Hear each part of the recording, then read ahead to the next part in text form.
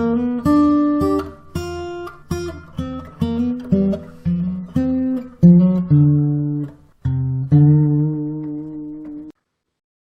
very delighted to have Professor Rick van der Ploeg on today's episode of Express Views.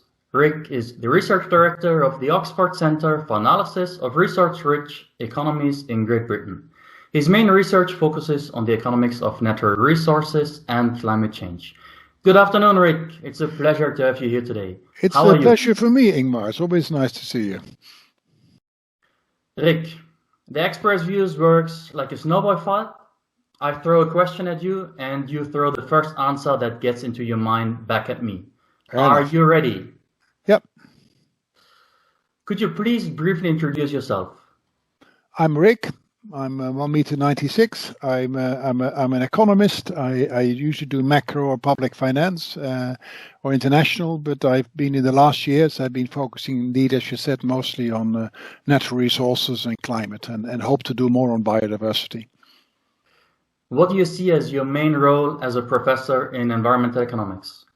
Well, nowadays I'm in Oxford, so I see the role really to do environmental economics from the economics point of view. So I get a lot of people who are doing macro or maybe doing networks or doing econometrics, and they're looking for an interesting topics.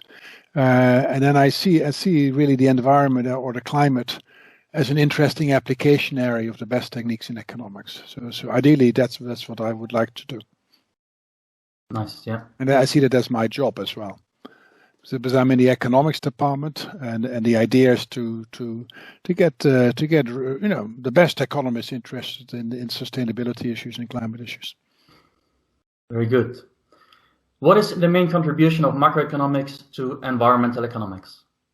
Oh, I'm not sure there is much, but you could argue increasingly people are worrying nowadays about stranded financial assets, and there is particularly in monetary economics, central banks are getting very concerned about climate stress testing. Some people are even proposing green quantitative easing, green prudential policies.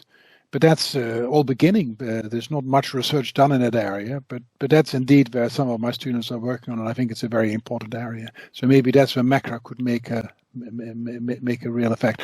Otherwise, you'd have to say the trade-off between growth and sustainability is, of course, an important one. All the old stuff on having green directions of growth or brown directions of growth started by guys like Jacques Smulders and later taken up by Daron Acemoglu. Yeah. What is your favorite article in environmental economics? In environmental economics, okay, so there are lots of them. So I like almost any article by Meredith Foley. So she's written a nice article, for example, when border tax adjustments are not possible. That you might want to use production-based subsidies, and she analyzed the cement industry. I think that was a JPE paper. Another guy I like very much, apart from Meredith, is there's a lot of people doing more applied stuff, and one of the upcoming persons is Arthur van Bentum, and he has a lovely paper on R square, on least squares regression. But then where the R square is a measure of the welfare loss of doing second best policies. And he's applied that to a number of interesting problems. I think, again, that's a JPE paper. It's absolutely extraordinary. So I fear that all the best papers in the environment seem to be coming out all in the last 2 or 3 years. It's a very exciting field. So normally you're supposed to say something in the 1950s, like Ronald Coaster's paper, or something like Pigou. No, I think, yes, they, of course, are very important, but all the exciting work is happening right here under our eyes. It's an exciting field to be in. Very interesting. Yeah, I wouldn't have imagined that you would have given that answer. What book should every environmental economist have read? Well, one book I liked is a man who's a big expert on ants, one of the main ant experts in the world, and his name is E.O. Wilson, and he has a book on the diversity of life. It's all about biodiversity, and it's a big book, and he's the world expert on that. And he explains how the biodiversity is going backward and backward and backward. And he gives, and most of it is irreversible. He explains convincingly. He's a very famous biologist. So that's a type of book. So read a biology book or by some of the top biologists or by top atmospheric scientists, and let that inform the type of economic problems you're working on. So I think you could do a lot worse than reading E.O. Wilson's book. So it's definitely not an environmental economics book per se, but you're talking about the pure science. Yeah, I don't know many environmental economics textbooks, so but I think you would look for.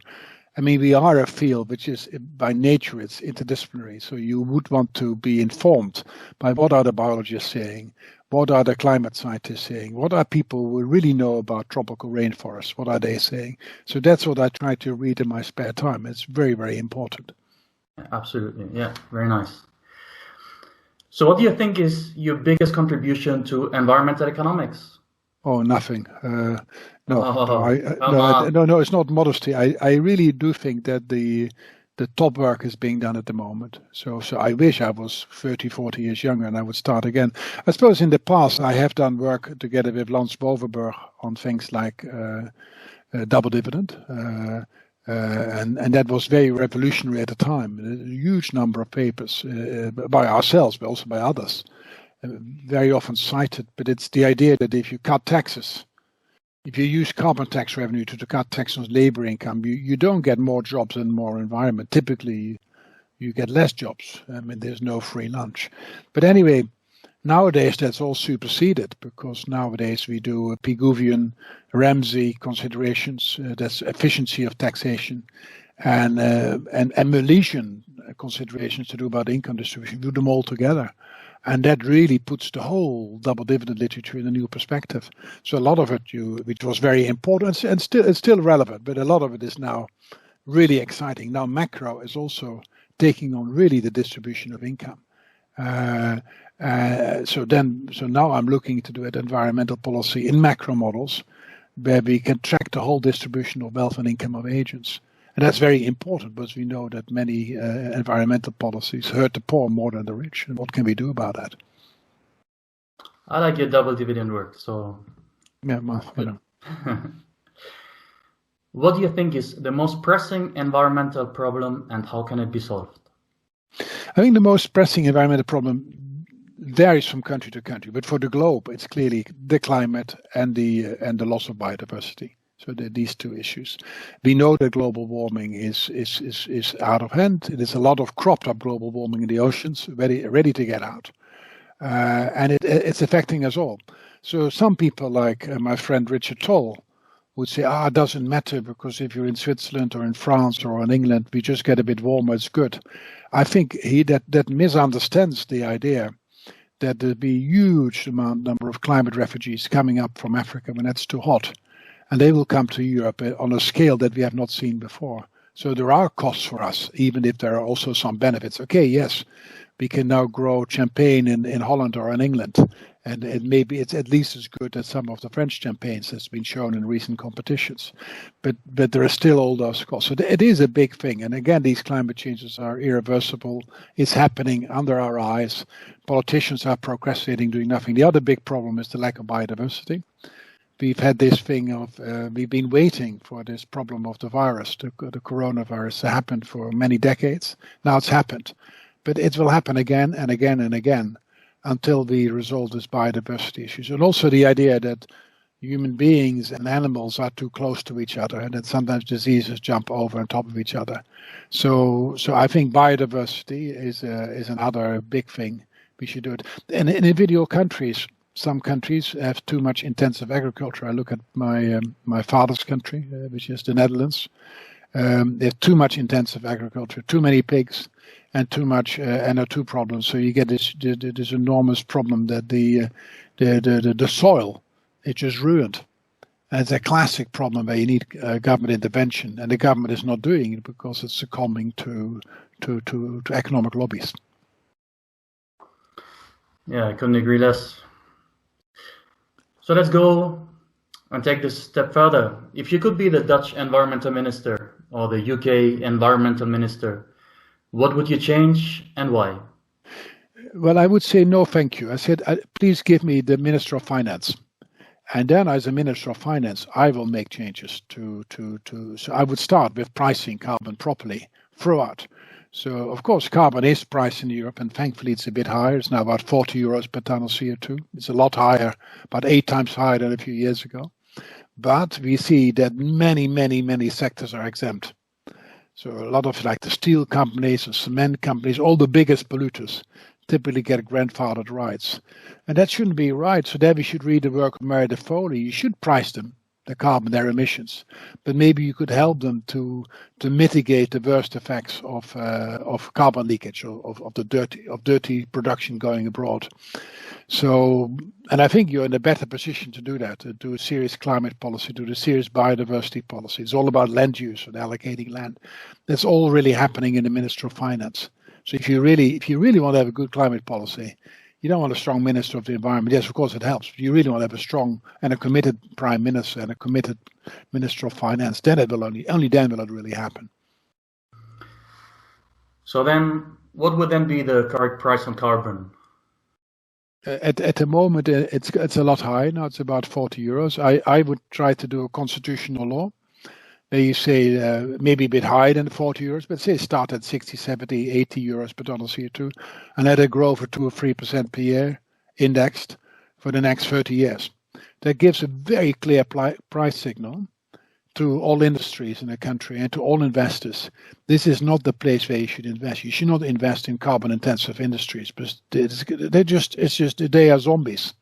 So you really want to go into industries that are green. If you just give all these very fuzzy signals, incomplete signals, where some sectors are taxed, other sectors are not taxed, and if there's no clear long-term perspective, like a 30-year perspective, then until you've done that, and it's really credibly done, so that your successors can't change it, nobody is going to believe in the market that's going to happen. So too many people will still be betting, we can still make a lot of money on fossil. So you have to do that. And for those things you can't change, put in horizon clauses. So, for example, say within 5 years' time, or 7 years' time, no more car on the roads which uses petrol or diesel. So they're all forbidden. All cars will be electric. So things like that. Or say if you still have coal, within the next month, after 1 month, no more coal. Immediate moratorium on coal. There's so many things we can do. And there's so many subsidies that are given for fossil fuel. So the first thing a Minister of Finance should do is to immediately get rid of all fossil fuel subsidies. No fancy carbon pricing. Just get rid of the subsidies for the wrong stuff. So if we're already talking about the optimal carbon price, then we can also talk about the discount rate. So in the climate change debate, who is right, Stern or Nordhaus? They're both very eminent people. Well, I tend to take an asset pricing perspective. But of course, the problem with all these integrated assessment models, as I believe they are called, including the one by Nordhaus, is that they're hopelessly inadequate. Not for the reasons that Bob Pindag suggests, also for all those reasons they're inadequate, but for the simple reasons that they don't make a difference between the government and the private sector. So you have a framework where the preferences of the government, which should really be ethical preferences, zero discount rate, maybe high degree of risk aversion, high degree of prudence, long-termness, so very long-term thinking. There's no reason at all why these should be the same as those preferences that you can back out from savings and investment decisions of the private sector.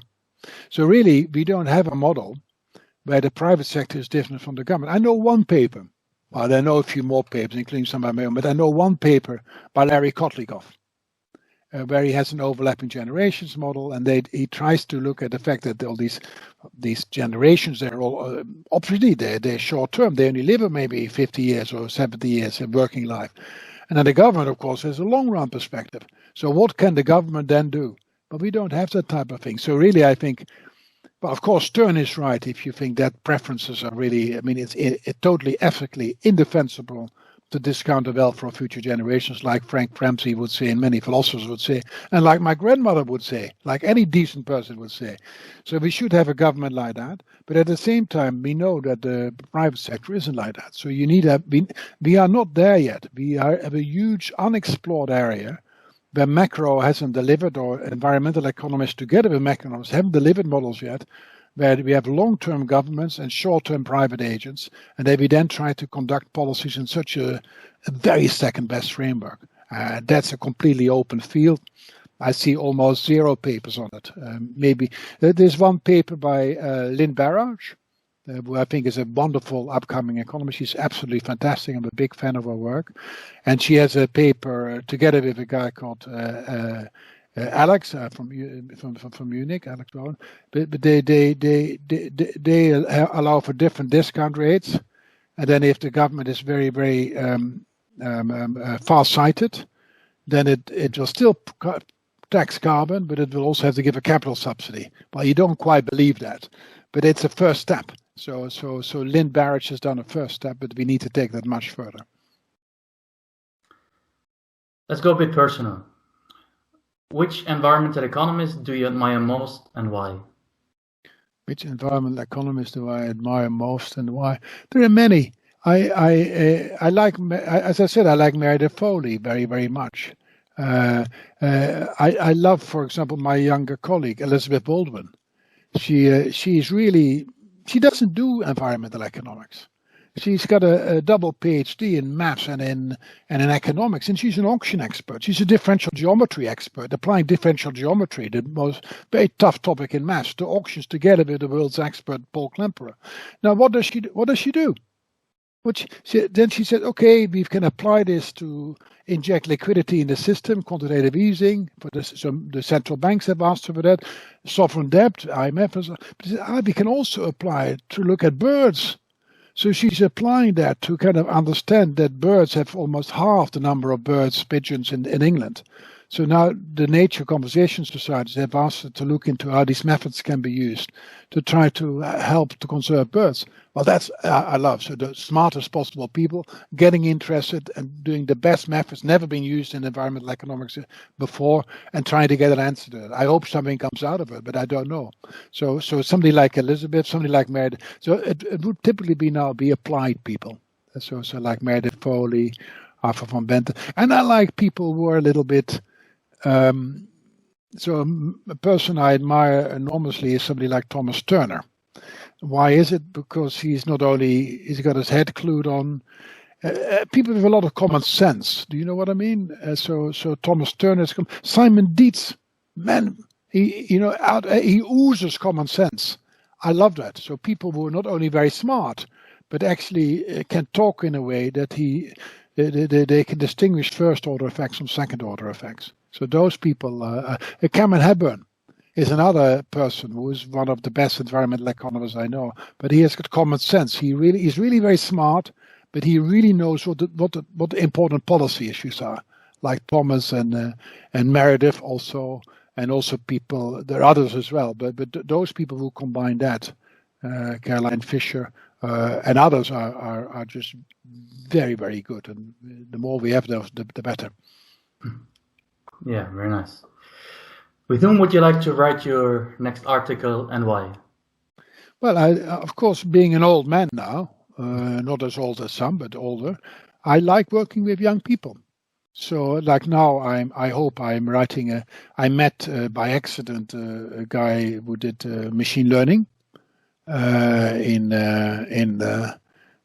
he's a mathematician, interested in the environment. He's working for a green NGO.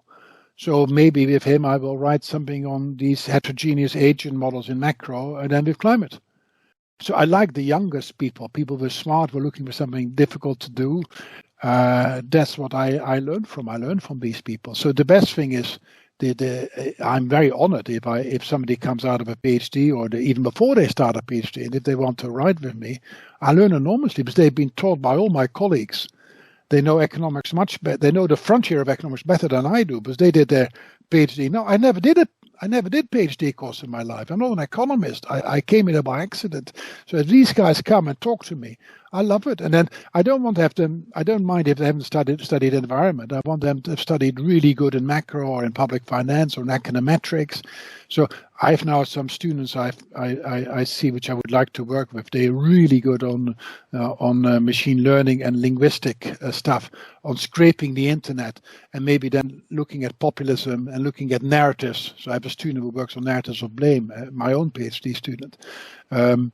Well, I think that's really exciting. I haven't got the skills for it, but I would love to learn from these people. I'm beginning to learn the skills, but I need to learn from the young, and that's something you need to remember all the time. So that's why I like England, because there's a reverence for the young and a slight irreverence for the old, which is different from a Germanic system. Oh, what a nice intergenerational view of research. No, but it's true. If you could spend 1 hour with a person of your choice, who would it be and why? That would be my son. I see my son. Don't worry. But of course, you like to spend time with. And I suppose, you're trying to say that there are some people like I wouldn't mind spending an hour with Stephen Fry, or with Phoebe Waller. The Phoebe Waller is everybody who knows her knows she's the most talented young person, 32, 33-year-old scriptwriter and comedy writer. And she did. She's now writing for the new James Bond film, and she's had the most famous comedy show on the British telly. So Phoebe Waller. So people will look at it if you don't know it, and you Google it. And I sent it to Armin Rezai, and he got hooked. Nice. Yeah, never heard of her. So you'll check her out. You'll see her. Rick, please complete the following sentences. Optimal control theory for me is... just a tool. It's nothing else. It's just a tool. It's like the calculus of variations. It's something nice. It's like a hammer in your back pocket. But it's not about economics. So many people think doing optimal control that they're doing economics. Answer is no. It's really bad. It's bad. So it's a tool in your back topic. In the end, almost any answer you get out of optimal control, you can guess if you've got a really good intuition. So it's there. It's a tool, but it's not more than that. It's important, but it's a tool. If I could turn back time at maximum 50 years, I would... If I can jump back time... well, and would the world be as it is now? Would I be 50 years younger, or would I be in a world of 50 years ago? In a world 50 years ago. Oh, 50 years ago. God, my man, that would be 1970. Oh, it'd be great. I'd have a great time. I was only 50 years ago. I was 14. That was the best time of my life. I loved it. I'd be going. It was then we had these in Rotterdam. We had these pop festivals like the Dutch version of Woodstock. I'd go there again. It was great, and I would probably do now more than I didn't have a family background with a lot of opera or a lot of theater or a lot of culture. So I would probably try to find more of that then, if I could be a young boy again at that time. Read more literature, read more proper books. So I did a bit. The literature wasn't too bad, but I didn't have so much museums in my upbringing, not so much opera or theater, and I would have loved to have been more exposed to that when I was young. The study of environmental economics is... Yeah, it's essential. I think really the study. I don't understand what environmental economics is. I really don't think it's a topic, but people have a need. It's a good way of getting money, because nowadays everybody's interested in the environment, the climate, or biodiversity. But really, I want people to be a really good economist. They become an excellent macro guy or a person, or an excellent public economics scholar. You may become a very good econometrician, a very good machine learning person, a very good international economist, and then have climate or biodiversity or something as your area of application. But the idea to become an environmental economist it's just an economist who's interested in the environment. But aren't we all? I mean, so I don't get that. So I know it's become a sub-discipline, but I don't believe. I think people should have a core discipline, which could be behavioral or macro or micro, public, international, and then you have application areas. So I see it as an application area. So, well, that's my view. That's my view. All right. So theoretical research and empirical work are... Well, if I could back 50 years, be 50 years younger, I would have become a totally an applied person. I did quite a bit of applied work. I started off as an applied person, working with Sir Richard Stone on-demand systems and things like that. And actually, my first papers that I published were all on data. They were all on national accounts. So I think data are, and now we have a data revolution. The data coming over left, right, and center. They are satellite data, minute-by-minute data, machine learning data. We can do up with machine learning now. We can do up panels. I was speaking to Susan Affey, and she said that I can basically do any old experiment. If I'm allowed to change an algorithm, which normally would cost millions of pounds. So I think we are living in a glorious time with an excess of data and not enough talent to analyze them. And we can't leave it all to the robots and to the artificial intelligence. So I think if you are young, then you should do it. Now, of course, you always need some glasses to look at the real world. So they can be the glasses of an artist, the glasses of an academic. And if you're an academic, it will be the glasses of a mathematician, the glasses of a physicist, or the glasses of an empiricist or a macroeconomist. And with those lenses, you can look at a particular problem to solve it. And I think that's the way I look at it.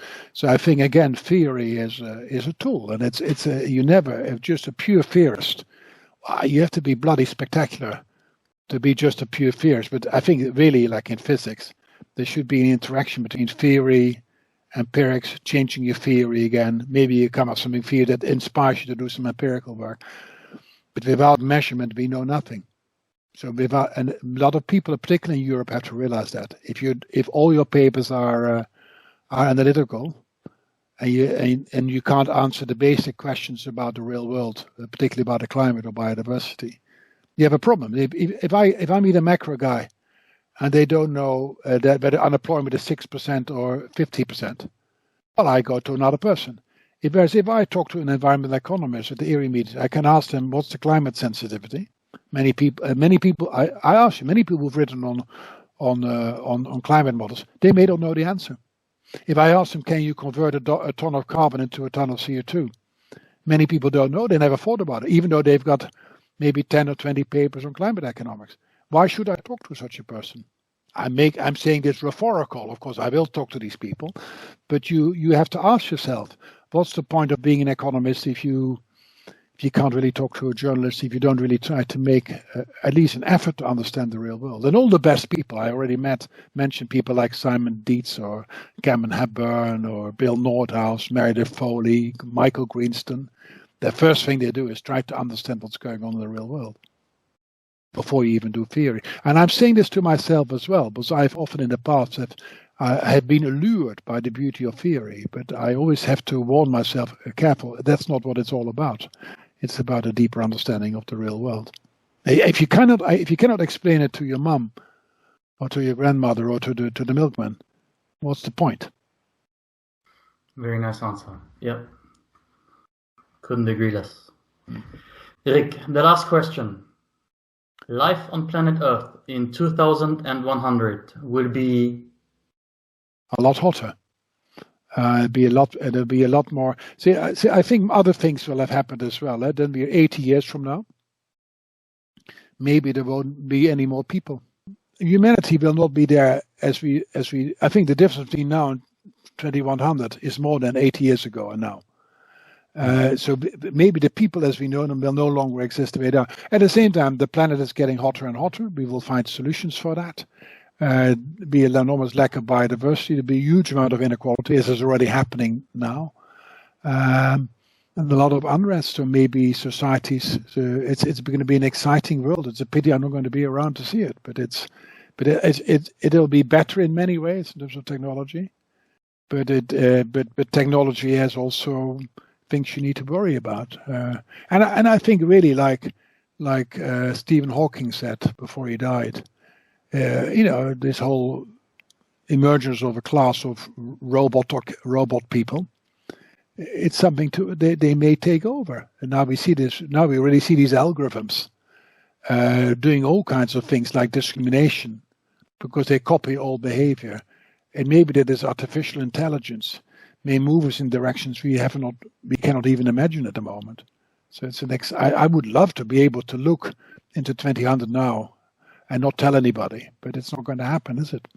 That's probably why people like science fiction.